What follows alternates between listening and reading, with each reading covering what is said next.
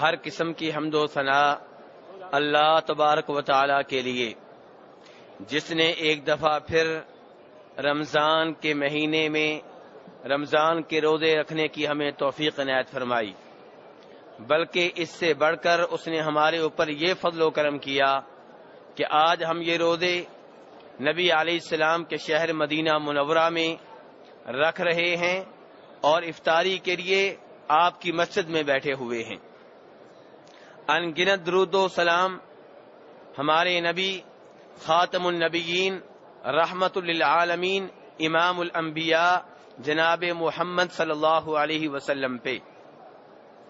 میرے بھائیو، رمضان کا مہینہ شروع ہو چکا، رمضان کے روزے بھی شروع ہو چکے، اور رمضان کے پورے مہینے میں انشاءاللہ دین کے مسائل کے اوپر گفتگو ہوا کرے گی، اور ہم خوش نصیب ہیں کہ یہ گفتگو نبی علیہ السلام کی مسجد میں ہوگی، وہ مسجد جس کے بارے میں آپ نے فرمایا تھا کہ جو اس مسجد میں علم لینے کے لیے یا علم دینے کے لیے آیا وہ ایسے ہے جیسے اللہ کی راہ میں جہاد کر رہا ہو۔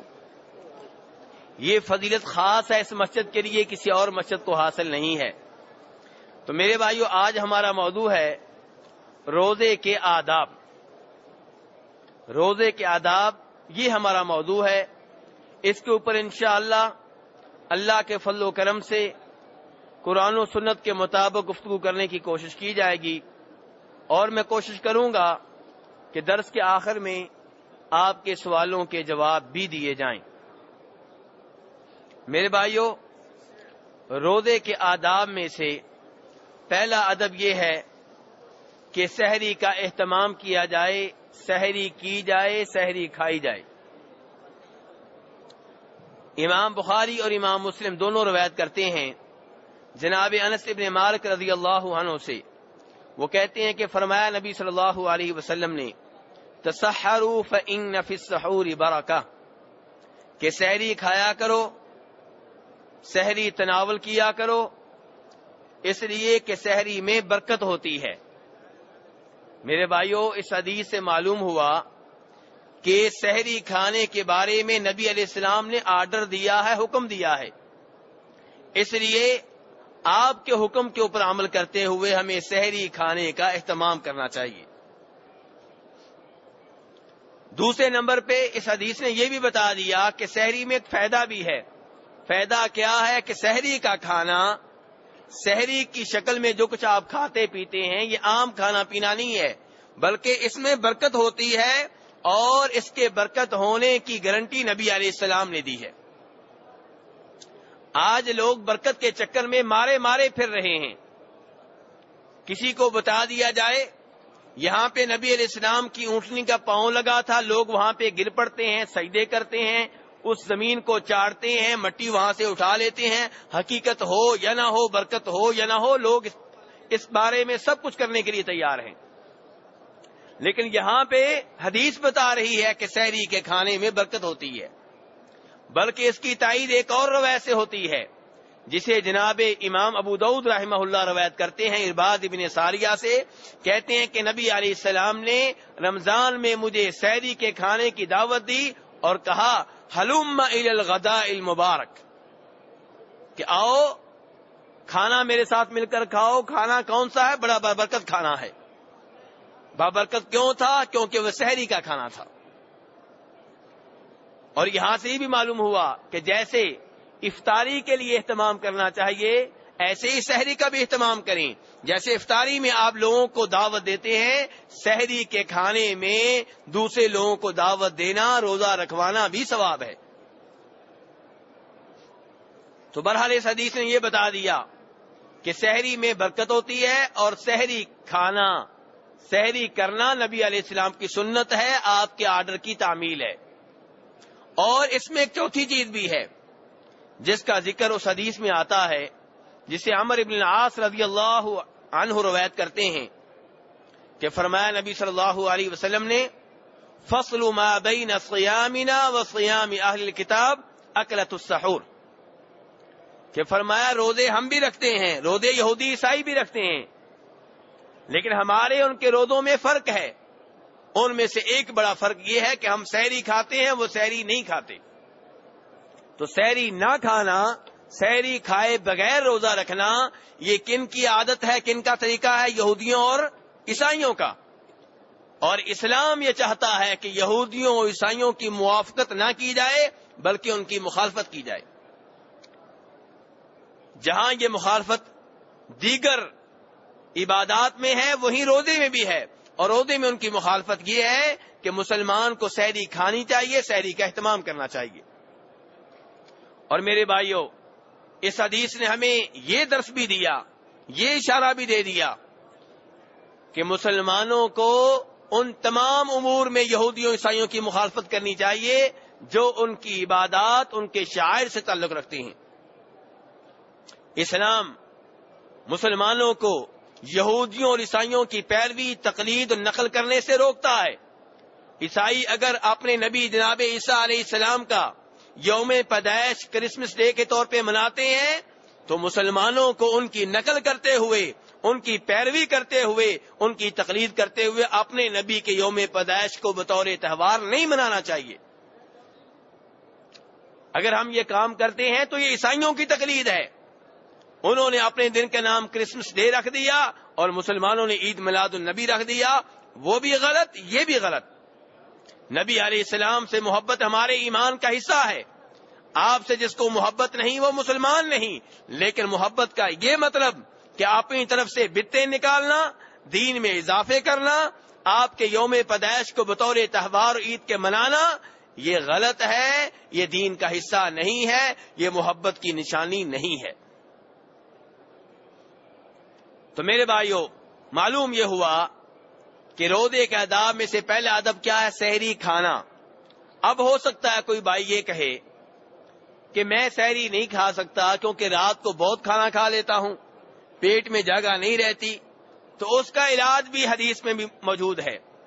فرماتے ہیں نبی علیہ السلام کہ سحری کھایا کرو، اگر کچھ اور نہیں کھا سکتے تو پانی کا ایک گھونٹ پی لیا کرو. آپ اس سے اندازہ کریں کہ سحری کھانے کی کتنی اہمیت ہے کہ نبی علیہ السلام کہہ رہے ہیں سحری کھاؤ. اگر کسی کا یہ عذر ہے کہ میرے پاس ٹائم نہیں ہے، میرے پیٹ میں گنجائش نہیں ہے، شریعت کہتی ہے کوئی بات نہیں، پانی کا ایک گھونٹ پی لو. اس حدیث کو امام ابن حبان نے اپنی صحیح میں روایت کیا ہے. اور میرے بھائیو، سحری کے کھانے میں سب سے اچھی چیز کون سی ہوتی ہے؟ سحری کے دسترخوان پہ کس چیز کے رکھنے کا خصوصی طور پہ اہتمام کرنا چاہیے؟ وہ کیا ہے؟ کھجور. امام ابو داؤد روایت کرتے ہیں نبی علیہ السلام سے کہ فرمایا نبی علیہ السلام نے نعم سحور المؤمن التمر، کہ سحری کے کھانے میں سب سے اچھی چیز کیا ہوتی ہے؟ کھجور ہوتی ہے.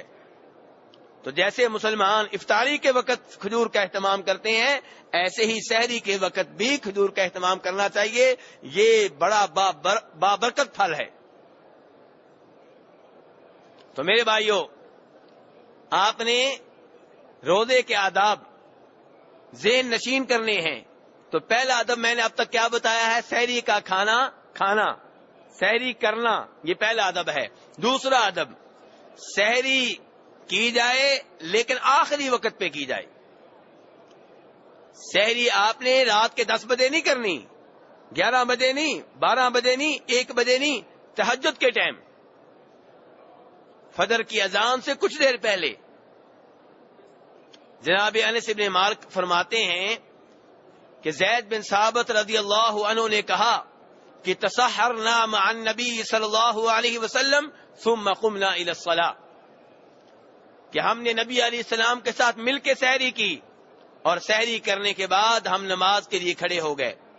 انس بن مالک بھی صحابی ہیں، زید بن ثابت بھی صحابی ہیں، لیکن زید بن ثابت بڑے صحابی ہیں، انس بن مالک چھوٹے صحابی ہیں.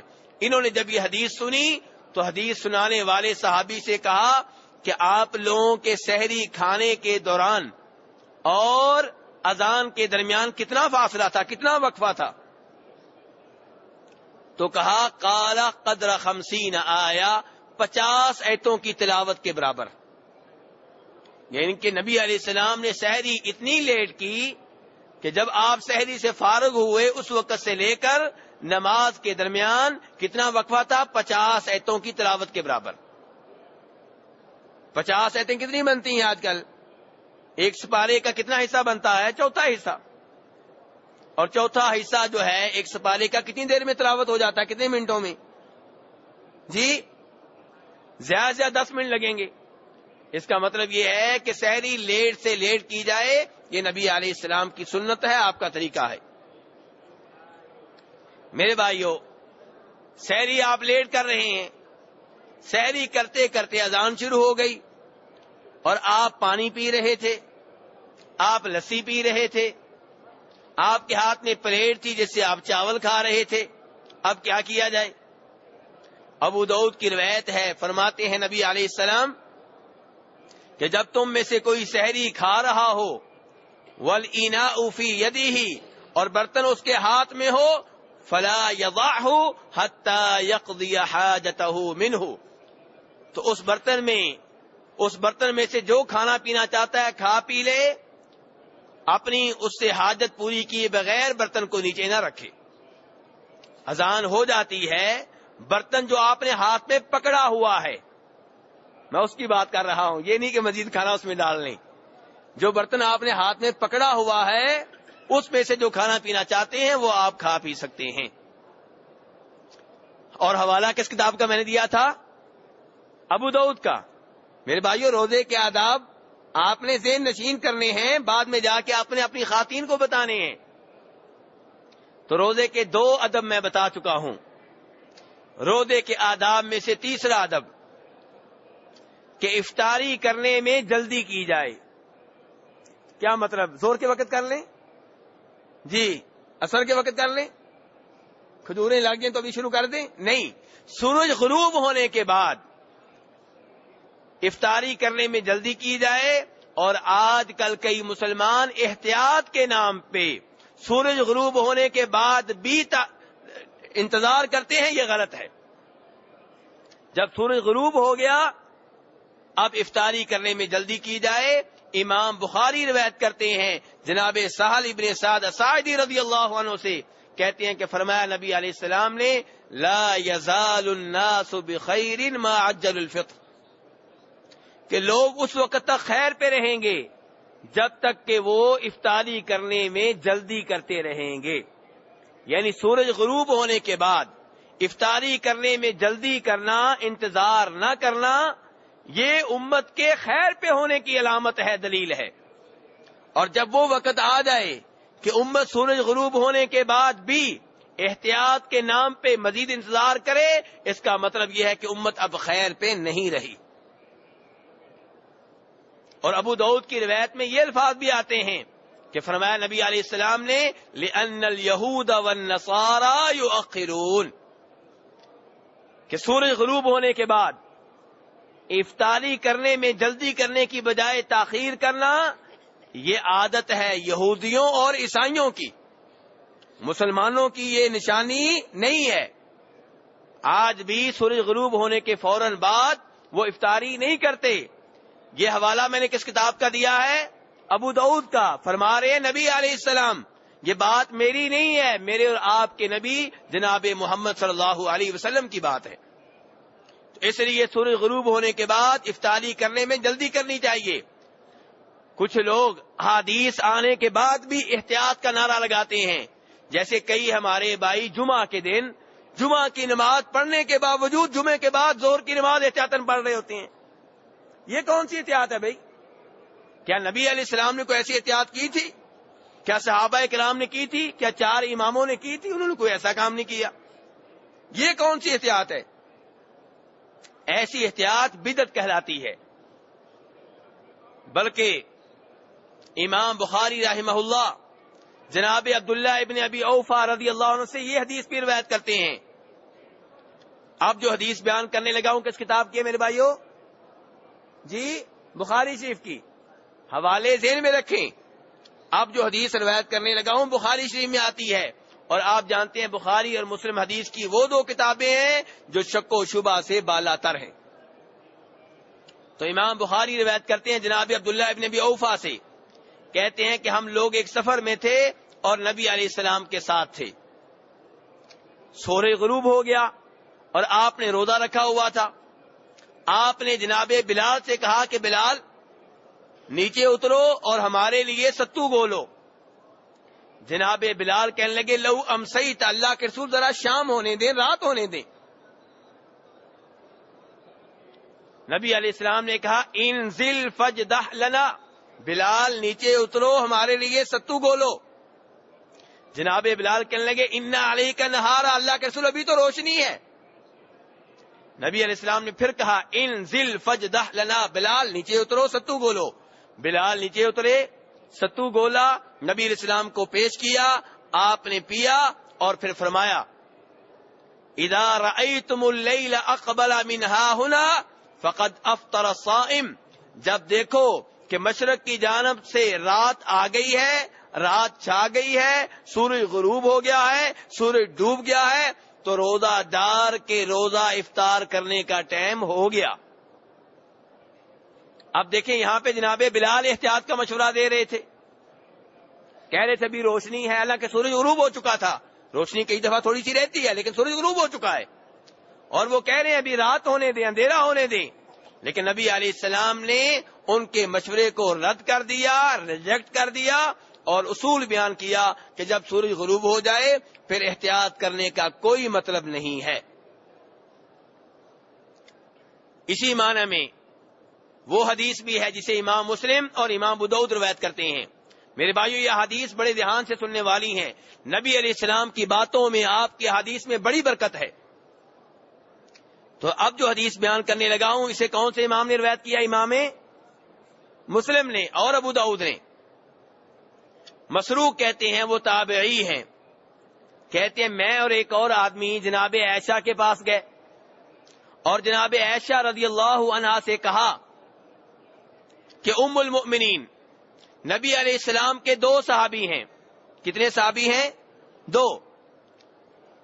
اب یہاں یہ حدیث ان بھائیوں کے لیے بھی بڑی اہمیت رکھے گی، ان کو بھی اس سے بڑا فائدہ ہوگا جو بھائی کہتے ہیں کہ حدیث آ بھی جائے تو نہیں ماننی کیونکہ مولوی صاحب نہیں مانتے، حدیث آ بھی جائے تو بہانے کرتے ہیں جی ہمارے پیر صاحب نہیں مانتے، حدیث بتا دی جائے تو نہیں مانتے کہ ہمارے بزرگ نہیں مانتے. یہاں پہ دیکھیے 2 صحابی ہیں، ان کا عمل ہے، ایک صحابی کا عمل اور ہے، ایک صحابی کا اور ہے، اور جناب عائشہ کے سامنے ان دونوں کا عمل رکھا گیا. جناب عائشہ نے اس کے عمل کو اچھا جانا جن کا عمل نبی علیہ السلام کی حدیث کے مطابق تھا. جناب عائشہ نے یہ نہیں کہا کہ یہ بھی صحابی، وہ بھی صحابی، یہ بھی ستارہ، وہ بھی ستارہ، یہ بھی امام، وہ بھی امام، یہ بھی مولوی، وہ بھی مولوی، جو بھی کرو ٹھیک ہے. نہیں، جو بھی کرو ٹھیک نہیں ہے، وہ ٹھیک ہے جو نبی علیہ السلام کی حدیث کے مطابق ہے. تو جناب مسروق کہہ رہے ہیں ام المؤمنین عائشہ رضی اللہ عنہا سے کہ 2 صحابی ہیں، ان میں سے ایک افطاری کرنے میں جلدی کرتے ہیں، مغرب کی نماز پڑھنے میں جلدی کرتے ہیں، اور دوسرے جو ہیں افطاری کرنے میں تاخیر کرتے ہیں، مغرب کی نماز پڑھنے میں بھی تاخیر کرتے ہیں. جناب عائشہ رضی اللہ عنہا نے یہ نہیں کہا دونوں ٹھیک ہیں، دونوں امام ہیں، دونوں صحابی ہیں، دونوں عالم دین ہیں، دونوں ہی صحیح ہیں، نہیں، یہ نہیں کہا. یہ پوچھا کہ ان میں سے کون ہیں جو افطاری کرنے میں جلدی کرتے ہیں، مغرب کی نماز پڑھنے میں جلدی کرتے ہیں.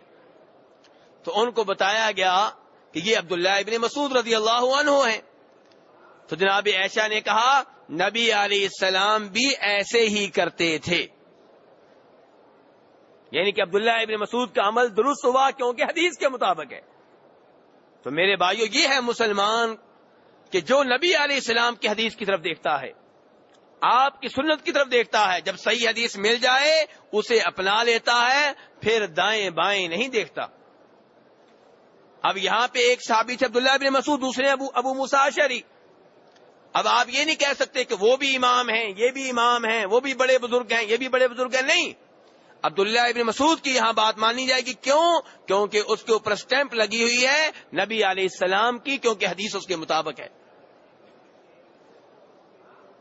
تو خلاصہ کلام یہ ہے کہ روزے کے آداب میں سے تیسرا ادب کیا ہے کہ افطاری کرنے میں جلدی کی جائے، سورج غروب ہونے کے بعد تاخیر نہ کی جائے. کئی ممالک میں ایسے ہوتا ہے کہ عام طور پہ مغرب کی اذان ہوتی ہے 5:55 پہ. اب مغرب کی اذان جب بھی ہوتی ہے سورج غروب ہونے کے بعد ہی ہوتی ہے نا. لیکن رمضان کا مہینہ آئے گا نہیں جی 5:60 پہ دیں گے. کیوں؟ 5 منٹ احتیاط کرنی ہے. تو کیا پہلے جو آپ اذان دیتے تھے وہ غلط تھی؟ نہیں میرے بھائی، یہ احتیاط جو ہے حدیث کے منافی ہے. 4 حدیثیں میں نے آپ کے سامنے رکھی ہیں جن سے پتہ چل رہا ہے، اور حوالے بخاری مسلم کے دیے ہیں جن سے پتہ چل رہا ہے کہ ایسی احتیاط شریعت کے مطابق نہیں ہے.